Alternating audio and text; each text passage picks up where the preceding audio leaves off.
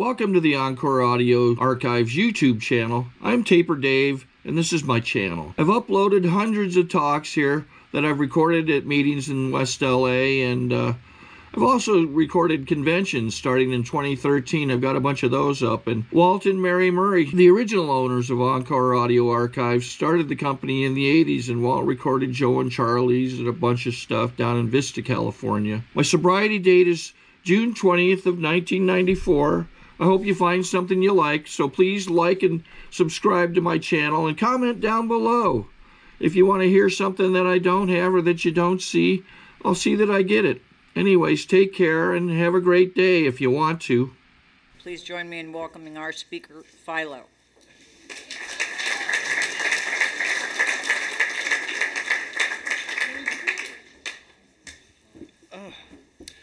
Hello. Hi, I'm Philo. I'm an alcoholic. How you doing? Can you hear me in the back? Someone told me the mic was like higher, louder, closer. Make that better? Is that better? Yeah? Yeah. Cool. Okay. All right. Thanks, Patrice. Thanks for asking me. It's always an honor and privilege to speak in Alcoholics Anonymous.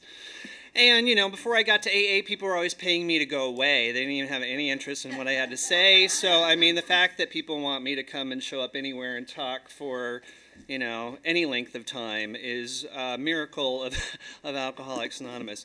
And it's good to know that I'm an alcoholic. I didn't know that I was one when I got here. I kind of caught alcoholism in Alcoholics Anonymous. I was one of those alcoholics that was so sick I didn't know that's what my problem was. I had denial so thick, and I'll tell you about that. But over time, you know, if you're new, it's like if you're thinking that maybe you might have a problem with alcohol, it's like if you stick around one day at a time. For me, I think it probably took about 9 months, actually, of getting one day at a time sober to get far enough away from my last drink to really see the evidence of my alcoholism for myself. I mean, I kind of came into AA and people saw it from the time I walked through the door, and they were like, you know, oh, thank God you're here, here's a chair, you know. But for me, it takes a long time. It's such an interesting disease when you have a disease of perception that tells you that you don't have a disease, and you know, so it's great. It's good to know that today, because it's like if you look at my life story and you kind of went like, oh, you know, my name's Philo Hagen and this is my life, it's like it's a crazy story. But if you put attached to that and go like, oh, and I'm an alcoholic, oh, then all of these decisions make lots of sense in a really dysfunctional way, you know, and it's good to know that today. I'm not from an alcoholic family. My parents are from alcoholic families, but I didn't really know that when I got here. I don't know what it is, but like in my independent casual random surveys in Alcoholics Anonymous over time, it's like, I don't know what it is about like when we get sober, all of a sudden people decide that they want to tell us all these secrets about our families that they've never bothered to tell us before, you know. And for me, it's like, you know, my mom, when I got sober, one of the things that she said was, she goes, well, you know, my brother Billy had a drinking problem. And I was like, what? And she's like, well, I never told you about that. And I'm like, Mom, you never told me you had a brother Billy. I mean, it's like, you know, like, what do you mean you have a brother? I have an uncle. Like, what are you talking about? You don't have a brother? Oh, have I not mentioned him? Oh, I'm sure I would have mentioned him. And I'm like, no, believe me, I would have known if I had an uncle. And, you know, and she's like, well, you know, gosh, your kids were so young last time he was here, and he came by, and of course he wanted money. And, you know, and your father told him to get the hell out, and he went up and held up the liquor store up on the corner, and was arrested and went to jail. And, God, that was the last time I saw him, and that was probably what? Oh, I don't know, 30 some odd years? I mean, it was like, you know, it's like crazy. Like alcoholism is such an interesting disease because it's like it's something that affects everyone in my family gets to play, whether they were drinking or not. And you know, my parents are from these very alcoholic families who were very abusive, and so they were like desperately trying not to be like the families that they came from. So there was all this pressure on me and my brothers to like try and do something with our lives, because we were going to prove to the world that they weren't like these, severely dysfunctional parents that they had who were, leaving them at places for years at a time and abandoning them with relatives. So it's like there was all this pressure. So for me, it was like I was like stressed out. There was also this problem in my house where my mom's mentally ill. So she was always going to kill herself. And she was happy to tell you about that on a regular basis. So, it was like, oh, kid, stop crying. You don't want me to kill myself, do you? So there was all this pressure, and if you ever if ever I like said something like, what are you talking about? Like, mom, you don't even love us, and she'd be like, pull down her polyester stretch pants, and she'd be like, well, look at these cesarean scars. What do you mean I don't love you? Look what you did to me, And so there was like all of this like pressure, and my dad didn't want anything to do with it. So it was like this stressful environment. So like if you upset mom, then he got upset, and it was no, it's all your fault, and So I was just stressed out, and by the time I came along, I have 3 older brothers, and they'd all blown it. So it's like by the time it was my turn, it was like there was all this extra pressure, like, you're our last hope, Philo.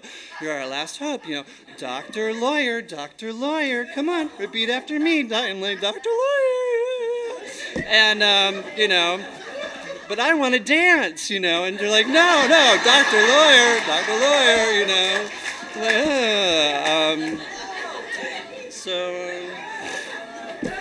repeat after me. So when I was 11, I went to spend the night at Billy Kincaid's house, and his mother, it was the first of the month, so she'd gotten her check, and so she went off to St. Bernadette's to play bingo. And she had forgotten a fifth of lime vodka on the table, and we knew she was bombed when she left, and Billy and I were like, your mom's not going to remember even where she left that, and should we drink it? So let's drink it. Let's have a party. So, we're 11, so we get out our plastic punch bowl and our plastic punch cups because we're 11 and we're going to have a party. And, and we pour our fifth of lime vodka into the punch bowl, precariously perched. And then I'm like, we should put something else in this punch besides lime vodka. So we pull our change and we go across the street to Dominic's grocery store, and we decide on 1 can of Squirt, because Squirt is a citrus flavored soda, and this was lime vodka. And so it made sense to me that we would put a citrus flavored with something citrus flavored, wouldn't you? No, but and it's like I'm in my time in Alcoholics Anonymous, and my sobriety date's January 4th, 1987, so I had 24 years last month. It's like in my time I have not run into a lot of Squirt and lime vodka drinkers, and there's a reason for that, because it's really disgusting, and it just is. But I took my little plastic punch cup, and I had this taste of this disgusting, it was awful. But this thing happened for me right from the gate. It's like the alcohol went in and it went down and it was warm, and I exhaled, I think, for the first time in 11 years. I was like, oh. I'd been eating a cocktail for a long time, and the more I drank, the better I felt, and if Mom killed herself, it wasn't such a big deal anymore. It was just like, I was just drinking, and I'm not a blackout drinker in the sense that I'm not one of those people that loses days and wakes up in cities like some of you. I'm one of those people that loses hours and comes to in Chinese restaurants with people I don't know. It's like, and you learn over time not to ask them who they are. And I mention that too because it's like, it's not like we come to Alcoholics Anonymous and then we're going to start working on our drinking. It's like, I was working on my drinking from the gate. I was working on making this work and trying to figure out, how do you make this last? How do you not embarrass yourself? How do you keep the alcohol flowing? Who do you hang out with to make this work? It was like constantly something that I was working on long before I ever got here. And I have a sponsee who came back from a relapse recently, and he was like, But I learned so much from my last relapse. I learned so much. And I said, gosh, that's great. Yeah, that's great. It's a shame you aren't going to remember it when you need it, because it's like you have a disease, and I have this disease that tells us we don't have a disease. And we have this weird mental defenselessness that comes with it that leaves us unable to recall the pain, suffering, and humiliation of an hour ago left to our own devices. I mean, it's like, how else would I wake up at, and think like, oh, I'm not going to do this again. And then at 3 o'clock, I was at Ozzy's Cocktail Lounge drinking. It's like and not ever having this memory that I even had this conversation with myself that morning, like completely oblivious that it ever happened. There's something wrong with the way that I'm wired, and it's alcoholic, and so it's great. It's great that you have these moments of clarity. They're really wonderful, but it's like we need something bigger than ourselves to help us when we have them. I had this mental defenselessness from the gate. I mean, it was like I'm not a big blackout drinker. I'm a strobe out drinker, and so it's like woo. And so my first time I drank, I blacked out.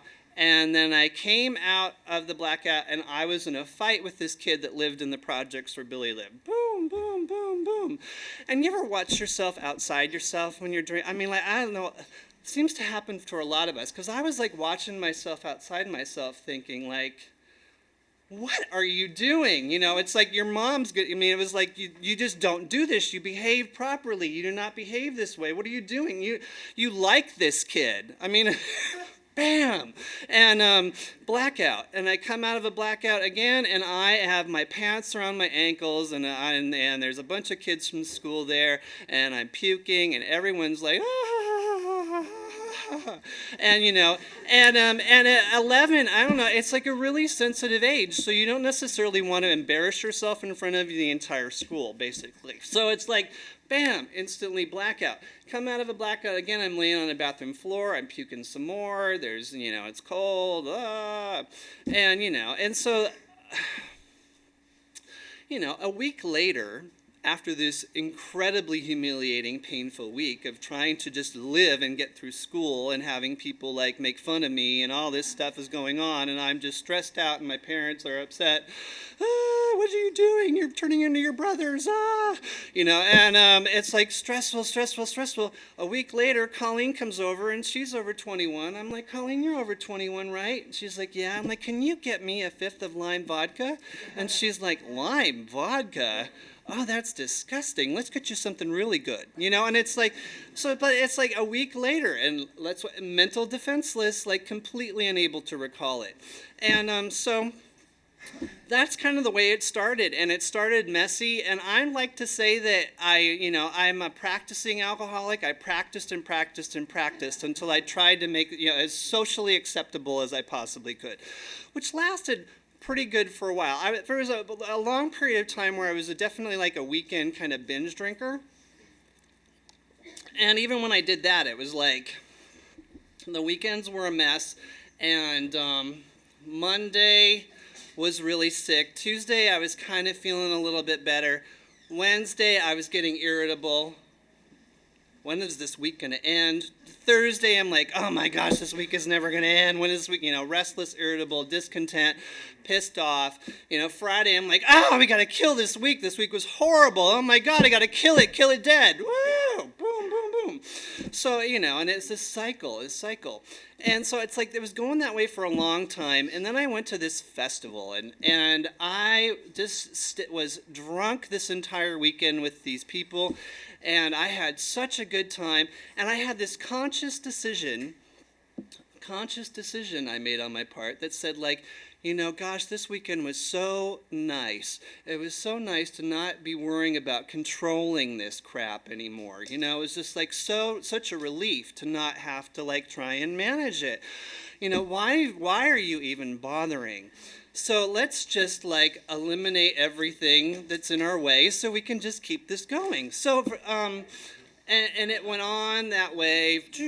I graduated from high school because I didn't really want Mom to die, but it's like I graduated from high school, and the day after high school, The day after I graduated, my friend called, and he'd been kicked out of his house, and all of his stuff was on the front porch because his parents didn't know what to do with him, and they'd gone to tough love, and they'd made some lines in the sand, and he hadn't followed them, and all of his stuff was on the porch.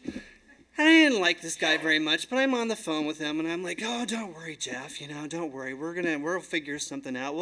Maybe we'll get a 2-bedroom apartment. We'll figure, this cool. We'll go back to school or something. It'll be all right, Jeff. Calm, okay. Don't worry. It'll be good." Hang up the phone, but as I'm about to hang up, I hear it click.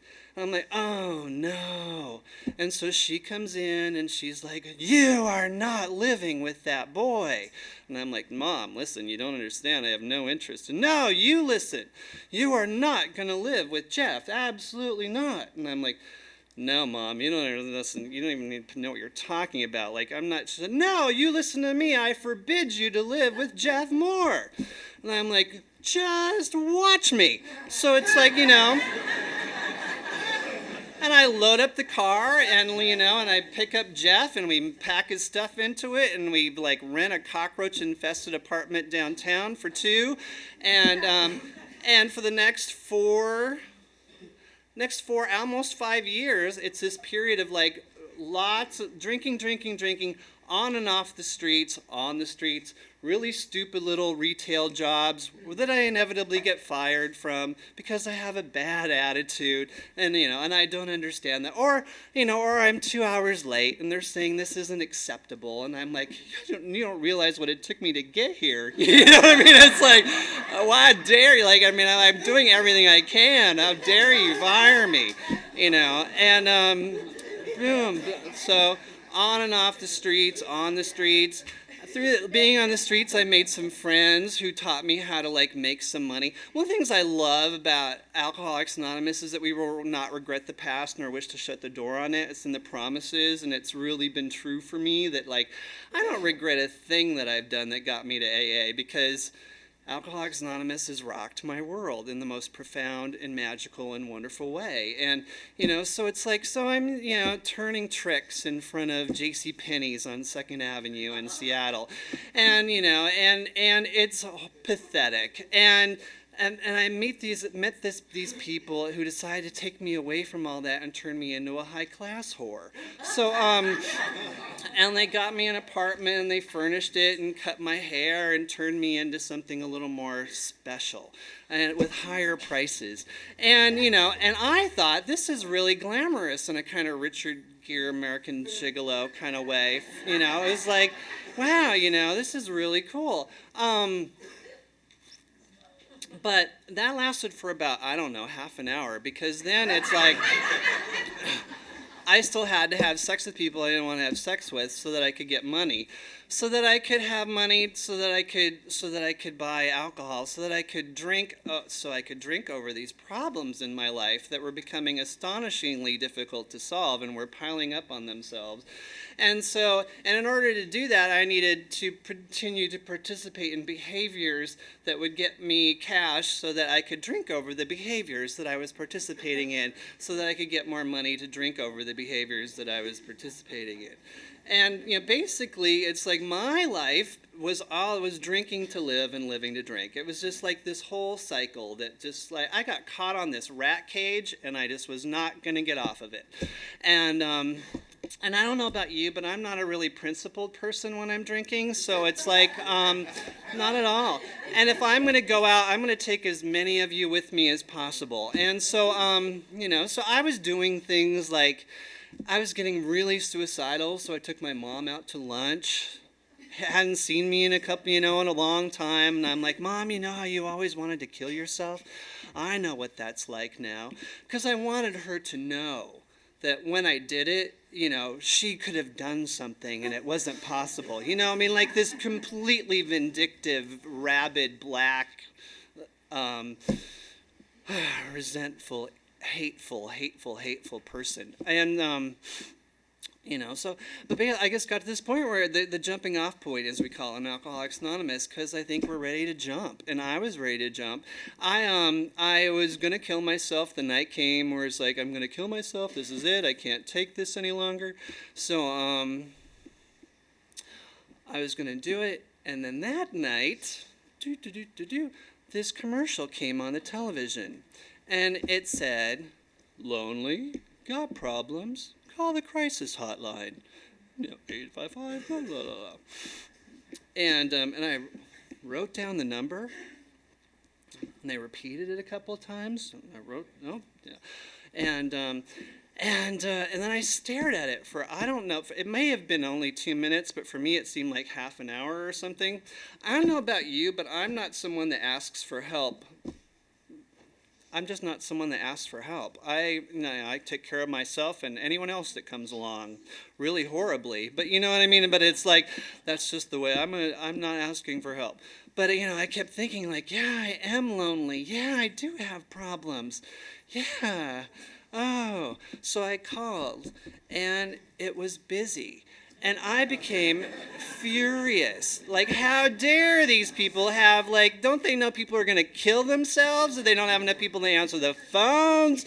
Ah! So, did you guys watch Intervention at all? Because it's like every now and then there's these drunks whose eyes change. I'm one of those alcoholics. Where people had told me my whole life, like, you're so much fun to drink with until your eyes get weird, and then we all want nothing to do with you. And, and it's like, what are you talking about? But, it's like this last party that I was at this party at these people's house, and this song by Depeche Mode came on that I hated. I hate this song. Turn it off. And they're like, no. And I'm like, turn this goddamn song off. And they're like, no. Everyone's having a good time. And I'm like, well, turn it off. And and I'm standing outside myself again going, no! As I like tear this stereo out of their shelving unit and throw it through the front window and break this glass, and they're calling the police and people are screaming, and I'm like, why am I even behaving like this? You know what I mean? It's like, that's the real thing, is just like, I didn't even know, like, why am I even behaving like this? Why? I must be crazy. That's what it is. I'm crazy. So it's like, so that night, it's like, I don't know what it was. It's like maybe my eyes changed, or I don't like the phone was busy and I was angry, so I was off again, and I ran out the house, out the apartment building, down the steps, not wearing any shoes, not wearing a shirt. It's 3 o'clock in the morning in Seattle, Washington. It's like 37 degrees in January and pouring rain, and I'm out there screaming at people at the top of my lungs. And I live in Koreatown now, and I moved here a year ago from San Francisco, and it's like, and I live on a corner that there's always someone screaming out there about 3 or 4 in the morning, and I'm always like, oh, bless their heart, because it's like, there I am, it's like, there I go, like, oh, is that time? Oh, there I am, it's like, that is so me. And so it's like, so I'm, screaming and running around, and I ran into the police. And the police had a lot to say to me, and I had a lot to say to them. And I don't know how I woke up in the Seattle mental health unit that time. I don't know how I ended up in the mental health unit and not the drunk tank. I don't know. But in this particular case, I was in the mental health lockup. And this woman came in and she said, she's asking me these questions, like how much I've been drinking and what's been going on, and I lied on everything that she asked, because if you tell them the truth, they're going to put you in rehab or something. And she said, well, she says, I don't know. She says, I think that your problem is you're an alcoholic. And I'm like, no, I'm not an alcoholic. I am so glad I'm here. At the end of More About Alcoholism, where it talks about accepted involuntary commitment to asylums, it's like, I was so ready, like, lock me up, put me in the nut hut for years, just, feed me, take care of me. I am so tired. I can't do this anymore. I am so sick and tired of being so sick and tired of being so sick and tired. I am so crazy. People do not behave this way. Lock me up. And they're like, no, you're an alcoholic. And she said, well, here's the deal. We'll have you go on this assessment appointment, and if these people say that you're not an alcoholic, then we'll go ahead and we'll treat you. And I was like, okay. And they took me out to the front desk, and they dialed this number, and they said, set it up. And they handed me the phone. And I said, oh, okay, hi. Yeah, oh, hi, yeah. Yeah, this is Philo Hagen. And I want you to know that I know that denial is the primary symptom of alcoholism, but I'm calling to tell you that I am not an alcoholic. I just have some severe mental and emotional problems because, and these people will not help me. And they're like, well, okay, come on down, Philo. So, they put me on the short bus and they whisked me across town, because it's like, that's the fact is like, I would rather be a crazy person. I would rather be criminally insane. I would rather be a whore. I would rather be, but an alcoholic, how dare you? You know what I mean? Like, no. Because if I'm an alcoholic, then I can't drink. And if I can't drink, then, how are you supposed to get through the day? I mean, it's impossible. But I ended up sitting with this woman at this appointment, and she kept saying things to me like, don't you realize it's the first drink that gets you drunk? And I'm like, no. Well, actually, sometimes it does happen. Sometimes I get really bombed really quickly now, and sometimes I can drink and drink and drink, and I don't get drunk at all. I don't understand why. It didn't used to be that way. But finally, she said, she says, you can go on. She says, we've learned some things. This was interesting. She said, we've learned some things since all of this started. And one of the things we've learned, Philo, is that alcoholism progresses so much faster in women and children than we ever realized. She says, so if you really started drinking when you're 11 and now you're 22, almost 23, it's no wonder you're as severely ill as you are. But someone else needs this chair and your time's up. And I heard this voice. And this voice said, wait a minute, is it possible because you're so crazy that you really are an alcoholic, and because you're nuts you can't see it? And I thought, oh, well, that would make sense. And I said, And I said to her, is it possible because I'm so nuts I don't even know that I'm an alcoholic? And she said, exactly, sign here. Sign here. And time began, and that was January 3rd, 1987, and it's been 24 years plus later. And a big person to thank for that is Doug. Doug was this guy at the meetings at the Capitol Alano Club in Seattle, Washington. He would say, there's all these people, his name was Directions Doug. There was Cowboy Tom and Irish Annie and all these people. They had all these names. They don't seem to do that as much here, but they did then, at least back then they did. And Directions Doug got his name because he would say the same thing at every single Alcoholics Anonymous meeting over and over and over and over. And he would say, he's from the South. He'd say, I'm Doug, and I'm an alcoholic, and I'm here to tell you all about the directions. And the directions are you go to meetings. You don't drink or use between these meetings. You get a sponsor, you call your sponsor. You get a big book, you read your big book. And then if all else fails, you follow these directions, which are you go to meetings. You don't drink or use between these meetings. Get a sponsor, you call your sponsor. Get a big book, you read your big book. And then if all else fails, you follow these directions, which are you go to meetings. Drink, And, so I attacked him in the kitchen. And I was like, Doug, stop it. We're alcoholics. We're not retarded. What's wrong with you? Gosh, we know what the directions are. Oh, do we, Philo? Let's take a look at them, shall we? Okay. Let's see. You're still coming on the short bus, right? No, so we'll see if you're actually capable of going to meetings when they're not bringing you, okay? And let's see. Do you have a sponsor? No. Well, I guess you're probably not calling that sponsor then either, are you? Do you have a big book? Yeah, they gave me one. Well, are you reading it? Oh, no. Oh, well, interesting. Okay.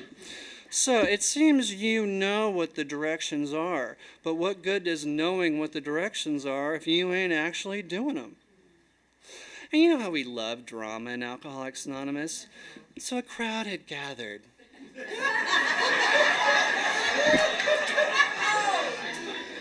And Doug said to me, he said, you know what, Philo, I'm going to make a deal with you. I'll stop sharing about these directions if you actually start doing them.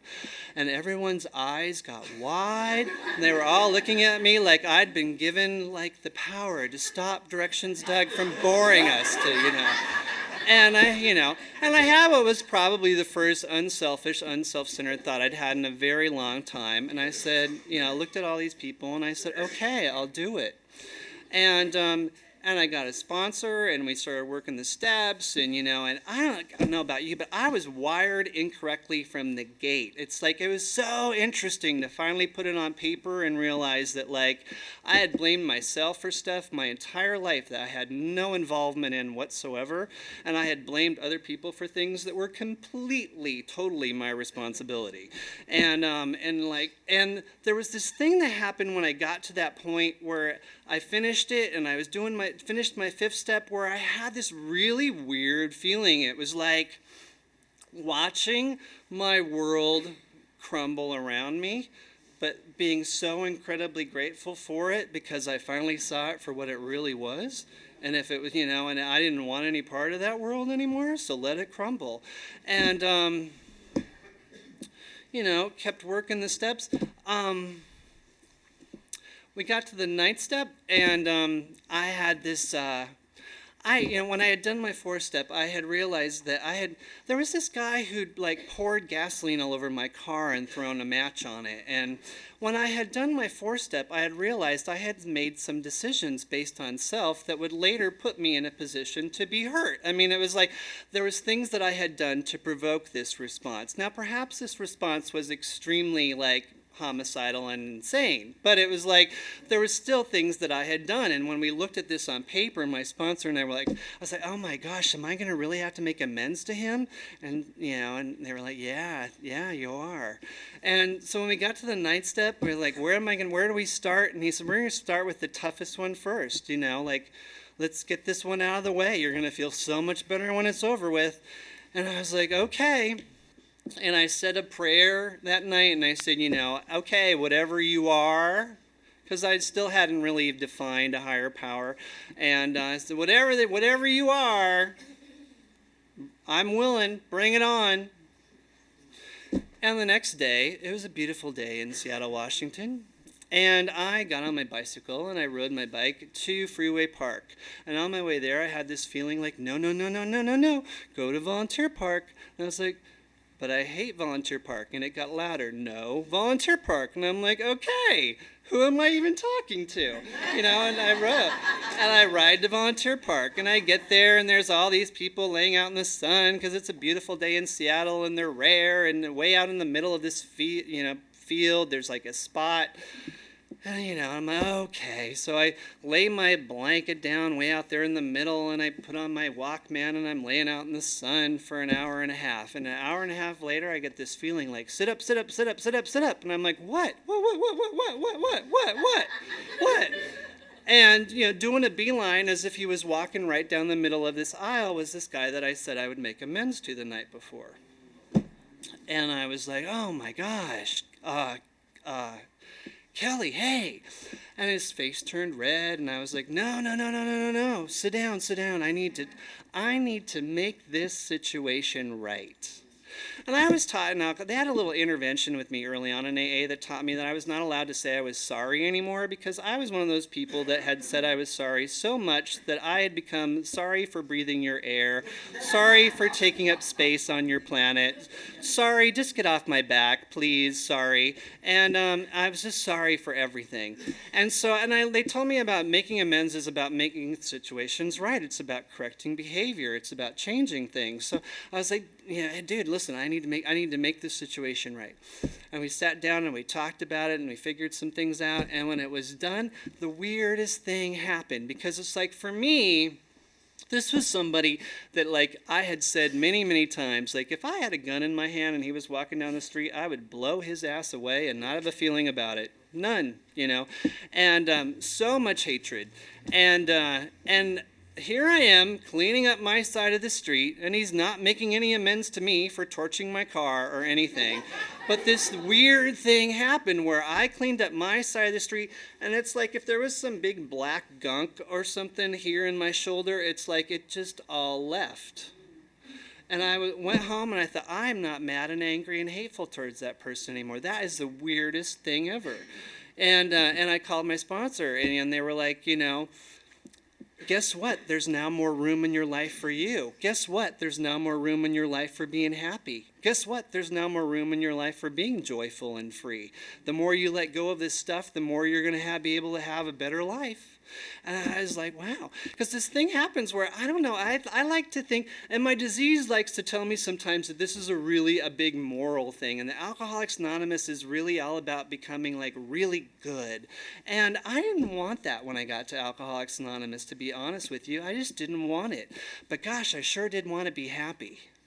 I sure didn't want to be, just fearful and hateful and living the way that I was living. And this thing happens. I found this power here in Alcoholics Anonymous that is mind-boggling. When they talk about in the promises that we are rocketed into a fourth dimension of existence of which we have not even dreamed, that is completely and utterly true for me today. Like, things happen that are so bizarrely coincidental, like Kelly coming down that path, that I take them for granted practically. I have been in situations where, I was walking down the street and and I had this feeling like go in this store. So I went in this store and I'd never been in it before. And there was a friend of mine in AA walking down the aisle with one can of light beer in his hand. And I was like, what are you doing? One can of light beer, are you crazy? Like, oh yeah, one can of light beer won't kill me. I'm going to have just one can. Put it down. And we left and we went out and we talked and, and he's still sober today. And I was 3 years sober, I think, and I had a job and they sent me to a bank to make a deposit, and I was walking past Ozzy's Cocktail Lounge, and that peculiar mental twist that we have just happened. And I thought, gosh, a double kamikaze sounds really, really good right now. And I was thinking, gosh, I sure would. God, now why? Something tells me that's a bad idea. Now, why is that a bad idea? And I stood there for a good, I think, 5 minutes trying to think of now why is that a bad idea? And I couldn't come up with anything. And then finally it dawned on me, oh, that's right, I've been going to AA. Oh, gosh. Now, why have I been going to AA? And along comes Terry, and Terry's walking down the street, and he's like, Philo, what are you doing? I'm like, but a double kamikaze, what are you? He's like, what's that bag? Are you at work? And I'm like, yeah. So he took me to the bank, helped me make a deposit, took me back to work, dropped me off with my boss, picked me up after work, took me out to dinner. We went to a meeting. It's not like I got 24 years of sobriety because it's like I've made some decision like, oh, I'm just not going to drink anymore. It's like people, there's some sort of power that happens here that takes care of me when I'm not capable of taking care of myself. What is that power? I don't really know, but I have come to have such tremendous faith in it that it's like, I tell my sponsees, when they're starting their night steps, okay, get ready, they're going to show up. And they're like, oh, how do you know? It's like, oh, I just know.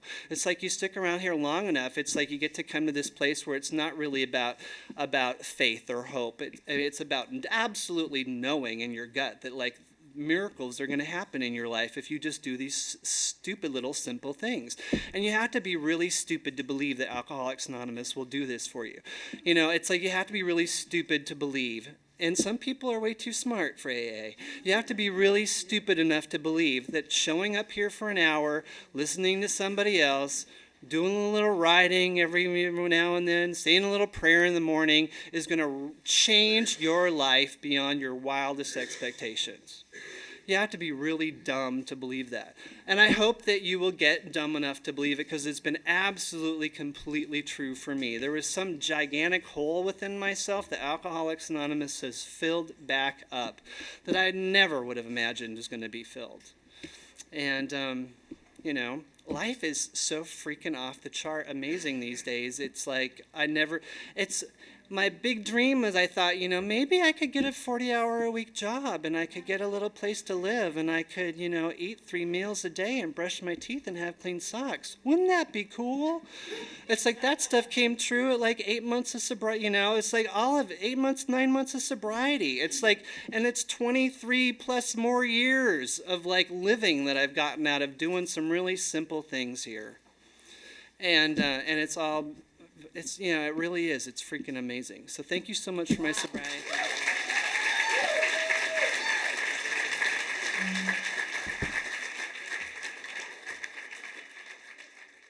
I think we got a great talk going on here. Thanks for watching the channel. Taper Dave here. Just curious, do you think this is better than Zoom? Okay, this is how I prepare my drone for launching. I like to do it inside the cab of my truck so I'm not standing outside in the weather.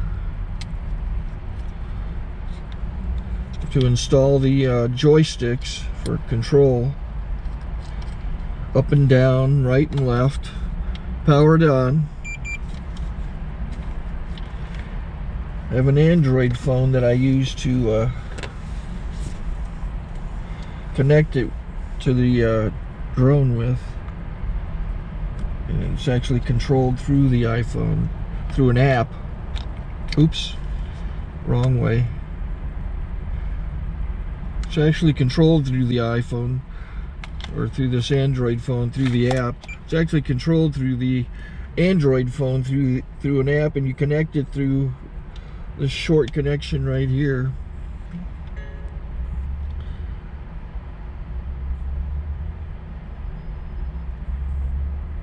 Remote control connected. Remote control's connected. So I pull out the drone. I have to extend the legs. Long legs extended first, then the short legs. Remove the gimbal protector. Set that aside, then power it on one short burst and one long burst. I lay it down. So I have to go to calibrate. So the drone's not connected yet. It shows you here as this drone gets disconnected, even though the remote's powered on. So the drone has to establish it's connected. So I go into the app to calibration mode. First I'll calibrate the remote controller. Start calibration. Out, in, oop, out, in, up, down, and then this little wheel is to control the gimbal. So it's calibrated. Go to gimbal calibration, start calibration, and then it calibrates the gimbal. I don't know if that shows up. The gimbal's moving all over the place. Changes, you can see it on the video. And I'm calibrated to take off. It's acquired 7 satellites at the moment. There are 26 satellites up in the sky, which it has to acquire before you can take off. So it's connected. It's got enough satellites. This is white. I can go to press this little arrow button, swipe right to take off, and it would start the motors if I slid this to the right. But I'll wait till I get outside. Don't want to do it inside.